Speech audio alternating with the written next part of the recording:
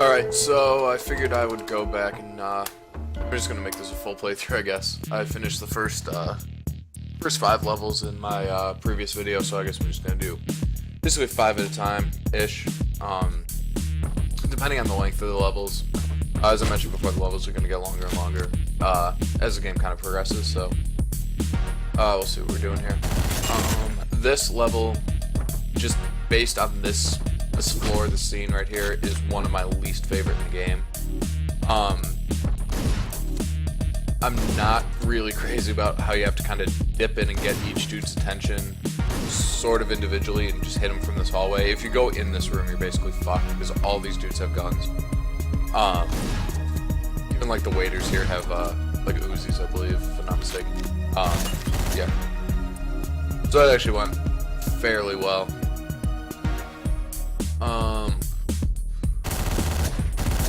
Then even this level is not incredibly great. I generally try to avoid going out this window. This is what they kind of want you to do, like gameplay wise. But I find that it's actually harder. There we go. It's actually harder to go through and then you come back around to get behind these guys. I usually have an easier time killing those two guys basically without seeing them, and then just basically doing the same thing I did downstairs, just like dodging around the corner and trying to hit them when they can't hit you, like when you have the correct angle, I guess. Let's kill this dude on the toilet, and that's that. So that actually went way better than I could have possibly predicted, so I'm pretty happy with that. This is one of those levels where they kind of try to switch up the gameplay and it doesn't really work, in my opinion. The game really excels at just the really fast-paced, really close-quarter stuff. I don't think that the build is good enough for something like that, where it's a lot of shooting and a lot of like side-to-side strafing and like using cover and stuff. The controls just really aren't that well tuned for it. Oh shit, I forgot. All of those little after-level cutscenes, by the way, are totally skippable. Once you get out of the car, you can just get back in. For whatever reason, I always tend to go and talk to the guy, but I just skip through the dialogue anyway. So, I don't know. It's weird like that, but I almost feel like I'm cheating by just skipping the entire thing. Even though I'm not doing this for any sort of speed or anything, but whatever. As I mentioned in the last video, I've been using I almost always use the Tony mask, for the, for the one-hit punches. One of the people I sent the video to, actually told me I didn't do a great job of explaining the masks, so I might as well do that now. At the beginning of every level, you pick a mask, which basically will, let you, have a different type of gameplay perk, or give you a different sort of, I guess, power-up, for lack of a better term. So, this guy gives you, punches that'll kill enemies in one hit. There's certain masks that'll let you survive a bullet. There's a mask that makes you harder to see, like the enemies won't react to you as quickly. Things like that. And then there's some like bullshit ones, like there's one that'll turn all the game dialogue into French. There's one that reverses your controls, which makes the game nearly impossible to play. There's things like that. You start out with them. I believe the name's Richard. It's a rooster mask that doesn't do anything. That's how you start the game. So you just kind of have the mask, and it doesn't give you any sort of perk, I guess, any sort of power up. And then as you progress, getting high scores on levels will give you masks, and then some masks you just find in the levels. As of recording this now, I have all the masks, so I can't really show like going and finding them all in the different levels, but it's one of those things where, again, in my opinion, the only one you need is the one I have now, and I believe that's unlocked on the second or third level for your high score. I think it might be third.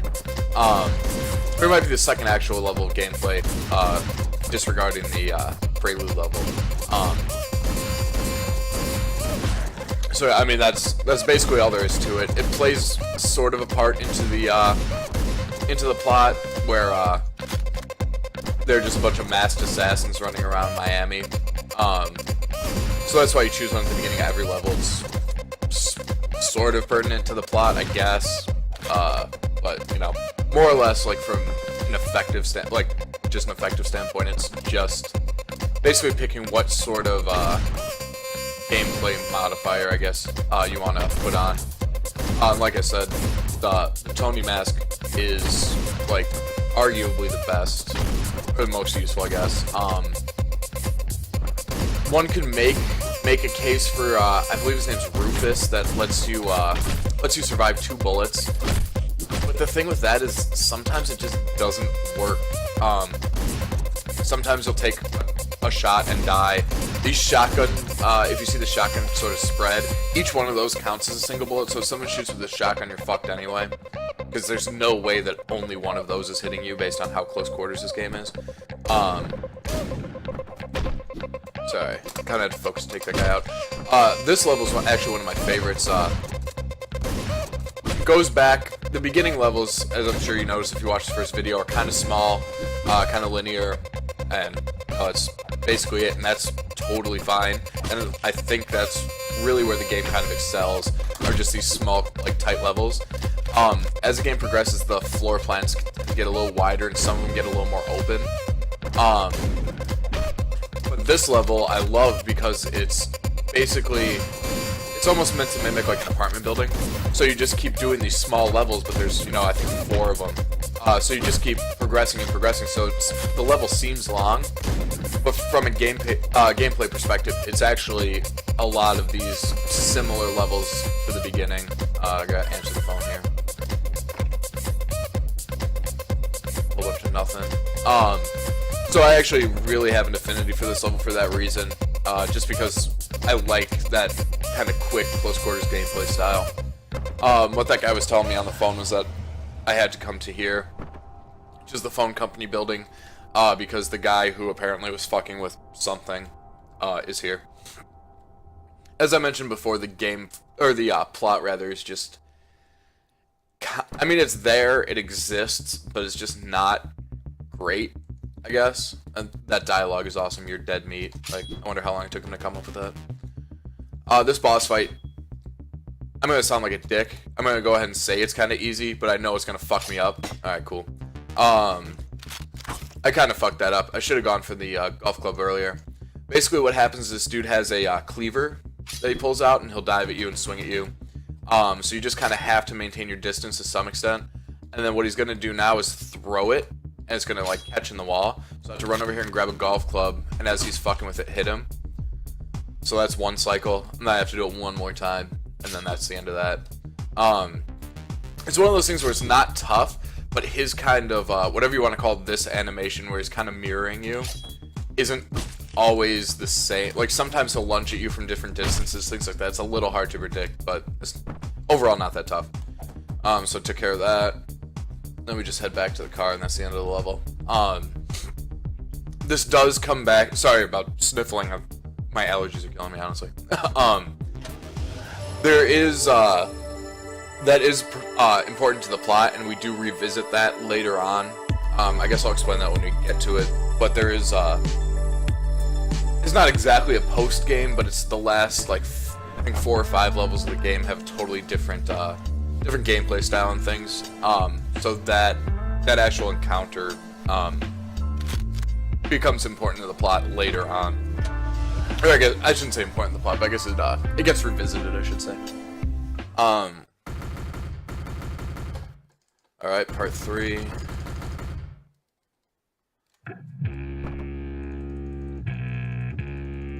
Got this plot here. These 3 guys that are giving you instructions who are, basically, you're meant to believe are kind of orchestrating the killings. And ones that are responsible for the phone calls that are giving you the instructions to go to, different places to do. So basically, do these missions where you're just killing everybody.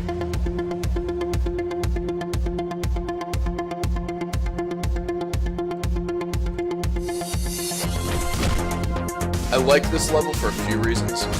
First, that's immediately apparent is the kind of color filter on it. It's supposed to be like a nightclub, so it's really dark. I think it's an interesting touch. As I was explaining in a last video, these blue planes are actually supposed to be glass or windows. So if I bust through here, this guy with the assault rifle is probably gonna fuck me up. And the same there. So I'm just gonna try to rush in here and clear out all 3 of these guys at once. That went insanely well. Alright, cool. Double barrel shotgun's pretty shit just based on the low ammo capacity, but it's useful. It's useful in certain situations when you've got a guy or 2 that you can take care of easily without like alerting a group of people to come try to attack you. So I'll slide through here. DJ right there doesn't do anything. Just kind of chilling out. Alright, cool. 21 rounds isn't bad, so I'll just take this. I remember when I first played through this a couple months ago, I believe, was when I first started playing this game. This level gave me so much trouble. This floor specifically for this reason. You've got guys on each side of you, but because of the way that they're set up, that in each room one guy's got a gun, one guy has a melee weapon. It's kind of hard to rush in with a melee weapon like that. Or I guess at least it was to me back then. As time progresses, I've gotten better at the game, of course, just like any other game will. Well, you kind of gather experience gradually over time. But yeah, I remember this level giving me so much trouble because I would always come in here with a gun and trigger guys to attack me from both sides, and your turn radius isn't super good. I guess theoretically you could increase sensitivity to combat that, but then you're going to lose a lot of accuracy, a lot of finesse, I guess. So I guess it's one of those things, but it works generally. It keeps it from making you feel like overpowered, I guess. Because I know a lot of people, and me, myself included, aren't crazy about like Superman games, I guess you'd say, like Call of Duty, for example. We're supposed to just be like a normal-ass dude, normal soldier. You can take 1,000 bullets to the face, and everyone follows you, and it's so clear that the spotlight's on you, gameplay-wise, even if it's not in the mod. And stuff like that. It's kind of incongruous. It's kind of fucking lame, actually. And it highlights a few different problems. One is a lack of programming, I guess, that they don't really want to fuck around with having like friendly AI that actually does shit, so they just like kind of make everyone railroad after you. It also highlights, I guess, sound more philosophical about it, just a gaming construct of like everyone wanting to be the main character, which is cool, I guess. It sort of makes sense. Everyone wants to play games and feel like they're hot shit. But it just comes across as super weird when you have these quote-unquote realistic military shooters, and everyone is basically in like a fucking single file line behind the player characters. Just like, I don't know. Like I said, it just comes off as incongruous. It's kind of weird. So I guess from that sort of standpoint, I like the fact that the controls are a little janky. I like the fact that there's no saying that your guy's invulnerable at all. As I explained earlier, one hit from anything, basically any contact, will kill you instantly. I kind of like that in that sort of non-Superman way, I guess. In a way that your character, by no means a hero, don't get me wrong, but the player character who you always tend to side with, even if he's a huge asshole like this dude, it gives you that kind of sense that he is just a guy who's doing this. And, you know, responding to these phone calls and doing all these assassinations, but he's really not. He's not a trained assassin. He's not some secret agent fucking guy. He's not, you know, not a superhero. He's not anything like that. He's just a normal-ass dude who is, as most normal-ass dudes are, susceptible to getting shot in the face repeatedly, actually. So I guess that's cool. This fucking level gives me such a goddamn migraine with that dance. That's supposed to be a dance floor up here. It's so distracting to me. I'm not really sure why. No matter how many times I play through this, I always lose guys. Like, you'll see me just beating my head against this probably for another 2 minutes. I can't focus on seeing the enemy, like the enemy character models. I get so lost. I'm kind of like a 3-year-old cat, I guess, where those flashing lights just totally enrapture me, and I completely lose track of what I'm doing. So yeah, sorry if this takes fucking forever, as it already is, because there's something about that animation pattern that's just fucking with me. Cool little side note, Easter egg thing, whatever. If you have an Alienware computer, which I do, you can go because I have more money than free time, I guess, and didn't want to spend the time actually building a PC.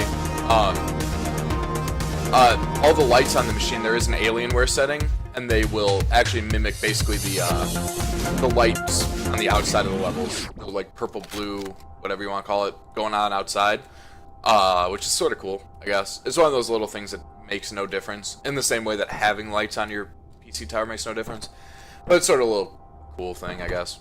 And I believe every time you get shot, they actually will flash red. That's not a selling point, don't get me wrong, but it's just a cool little feature. Oh, I'm kind of a sucker for shit like that, when they just throw in little stuff that they didn't really need to. Here's a little something. You might recognize that guy as the guy fucked up with that golf club. His dialogue in death is just as good as when he was alive. Oh, there's a dude in there. This is kind of the part in the plot where your character, Jacket, starts getting kind of fucking unhinged. He just starts losing his shit, starts seeing dead bodies everywhere. Stuff like that. Again, it has no actual bearing on the gameplay. Your girlfriend's gone right now. It's a note she left. I just can't pick it up. As you may have noticed, she's been in my apartment just hanging out, doing fucking nothing. But again, as I said before, you're kind of supposed to have some sort of affinity for this person who is completely uncharacterized fuck. I would really like the color scheme in this level. Like the kind of bubblegum thing going on is really cool. Oh shit. The other thing, for a game with such, I guess, simplistic design, this top-down thing going on, they actually do a good job at portraying different levels differently. Just basically with color palettes and like kind of furniture they put in rooms and things like that. I think it's really like kind of a less is more approach, and I love it. I'm all about that kind of stuff. So yeah, just the way that they sorry, I got distracted looking at the level. Just the way they put things together, basically using these super simple, like graphic style. It just looks really good. There's just a lot of polish on it for something that's not supposed to look very polished, if that makes any sense. Like, no one's bragging about this game. This isn't fucking Crysis. This isn't like the game that's graphically superior to every other game in the world. But for what they have, or what they chose to do, kind of the art style, they did a super fucking good job at it, in my opinion. I kind of got screwed there. The pool cue is a weird weapon. It's actually really interesting. I like it. Let's see if I can get in there and snag it really quick and show what's up with it. Probably not. Anyways, just your standard melee weapon. It's got a huge range. But after you hit somebody with it, it'll break in half, and then it turns into kind of like a stabbing weapon, basically. So let's see if we can bust this guy's head. And see how it's smaller and his Jacket's stance has changed with it. If I can get somebody to charge at me, you just stab him in the chest with it, basically, and then it's gone. So it kind of compensates. Like, the insanely long range makes it really, really useful. But it kind of compensates for it by making it only a 2-hit weapon, and one of the hits isn't even at long range. The nice thing is you can hit dogs with it. So I should duck in here and try to grab this. You can hit dogs with it as much as you want, it won't break. Which is super useful for certain levels. Not so much this one. But there are a few levels where you just get basically dog rushed right out of the gate. And it's useful to have a pool cue because, like I said, the range is great. And dogs have a tendency to sprint at you, like you've seen a couple times. Which is super, super hard to counter. There's really not much you can do about it. You just have to have like a really quick reaction time and just hit them really quick. Let's see if I can peg that guy from a distance. Cool. That basic strategy I employed right there highlights why I want the Tony mask. Because if I didn't have that, I wouldn't have been able to kill that guy in one hit, and that guy probably would have stood back up from getting hit with the lead pipe. Oh shit! I did not see that guy over the dead bodies. I'm really surprised I survived that. Who the fuck else is left? Oh, that guy survived too. All right, cool. But yeah, it makes it super useful so that if I have a melee weapon or an empty gun or something like that, I can throw it into a room of 2 guys, knock one guy out, run in and punch the other one to death, and then take out the other one like with an execution. Alright. In all honesty, excuse me. I actually don't remember this level very well. I'm kind of trying to remember what the layout is. Oh, I suddenly remember it. This is a level where, I don't know if you heard that siren in the background, but this is a level where the police come in halfway through. You kind of just have to bail out without killing everybody. If you're collecting the puzzle pieces, which is another little collectible that I neglected to mention, because again, similarly to the masks, I already have them all, so I can't really show you how to collect them, so I didn't really feel like bringing them up. Basically, I believe it's after... I'm not sure if it's after a number of people killed. I think it might actually just be after time, but after a certain period of time, or maybe deaths, I'm not sure. The police will come in, and you kind of just have to bail out. Like your mission becomes like basically null. You just have to run back through the levels and get back to your car, with the police chasing you. It sucks when you're collecting the puzzle pieces because the puzzle piece in this level is all the way on the far side of the map. Oh shit. Alright. So it gets kind of rough having to fight your way all the way over there and then fight your way all the way back when the cops come in. But since we're not dealing with the puzzle pieces, I'm not gonna bother with it. If I'm not mistaken, it's over in here somewhere. Alright, cool. So that's it. So the cops come in, kill my ass. So now I have to kind of redo the entire fucking level.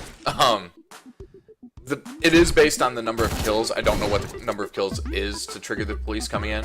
But positioning yourself, I guess, is kind of important. Because you have to... Where I'm standing now is where you have to wind up and go back down the stairs. Fuck, why am I don't know why this is fucking me up so bad. It is also... I also just woke up 5 minutes ago and did not warm up for this at all. So if I'm playing way more poorly than I did last time, then I guess you could blame it on that. But again, this isn't something I'm doing to like showcase my skill. Like, I'm not trying to brag about how good I am at this game. I've noticed actually a distinct lack of Hotline Miami gameplay footage on YouTube, which is actually one of the main reasons I wanted to record this game. Because this game is super good, and as I said before, it's not really an indie game, but it's not mainstream by any means.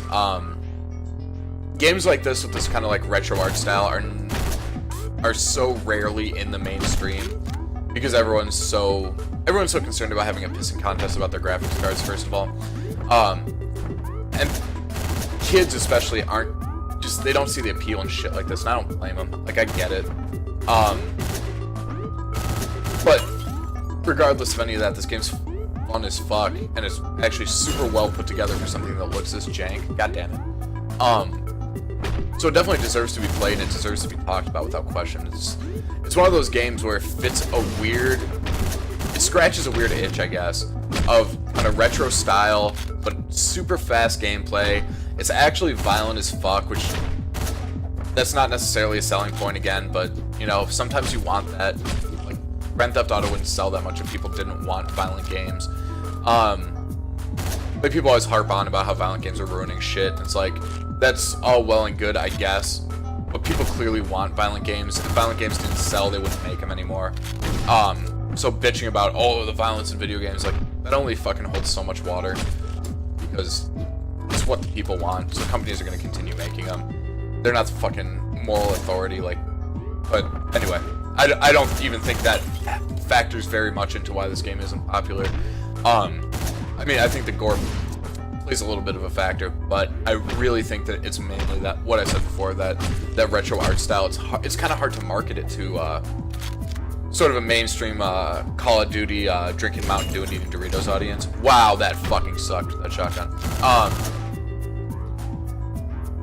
So yeah, I think it's kind of tough to market a game like this to kids who are hopped up on Gamer Fuel or some shit, like the Halo and Call of Duty kids, because it has a different gameplay curve. And the other thing about it, all right, that red light is a sniper, so that means I can go.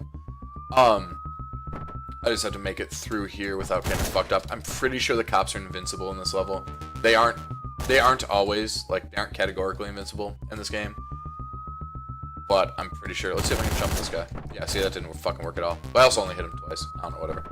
Let's see if he busts in here and I can juke past him real quick. Oh, fuck you. Ah, that didn't work.